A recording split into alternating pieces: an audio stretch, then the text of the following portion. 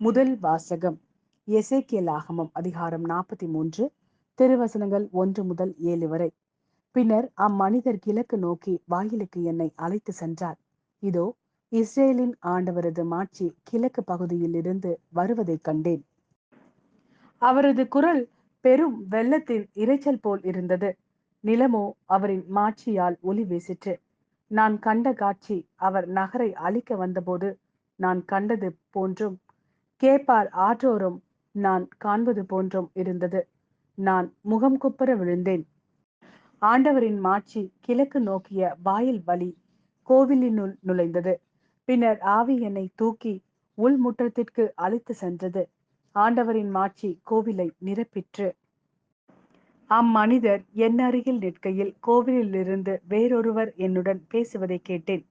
அவர் உரைத்தது: மானிடா, இது என் அரியணையின் இடம், என் கால்மனைக்கான இடம். இங்குதான் நான் இஸ்ரேலுடன் என்றென்றும் வாழ்வேன். இஸ்ரேல் வீட்டார் இனி ஒருபோதும் என் திருப்பெயரை தீட்டுப்படுத்த மாட்டார். அவர்களோ அவர்கள் அரசர்களோ விபச்சாரத்தினாலோ அவர்களுடைய அரசர்களின் உயிரற்ற சிலைகளினாலோ தொழுகை மேடுகளில் தீட்டுப்படுத்த மாட்டார். இது ஆண்டவரின் அருள்வாக்கு. இறைவா, உமக்கு நன்றி. மத்தேயு எழுதிய நற்செய்தி அதிகாரம் 23 திருவசனங்கள் 1 முதல் 12 வரை.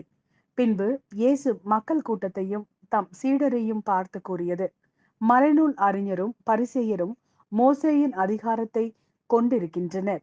ஆகவே அவர்கள் என்னென்ன செய்யும்படி உங்களிடம் கூறுகிறார்களோ அவற்றை எல்லாம் கடைபிடித்து நடந்து வாருங்கள். ஆனால் அவர்கள் செய்வது போல நீங்கள் செய்யாதீர்கள். ஏனெனில் அவர்கள் சொல்வார்கள், செயலில் காட்ட மாட்டார்கள். சுமத்தற்கரிய பழுவான சுமைகளை கட்டி மக்களின் தோளில் அவர்கள் வைக்கிறார்கள்.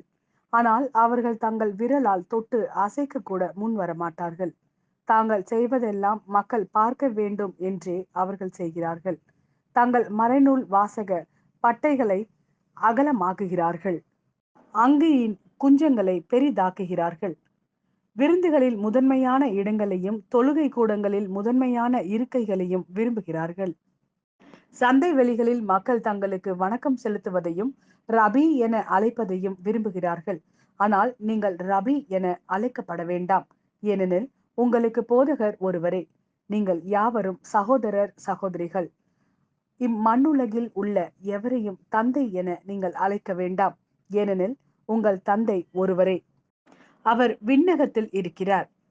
நீங்கள் ஆசிரியர் எனவும் அழைக்கப்பட வேண்டாம், ஏனெனில் கிறிஸ்து ஒருவரே உங்கள் ஆசிரியர். உங்களுள் பெரியவர் உங்களுக்கு தொண்டராக இருக்க வேண்டும்.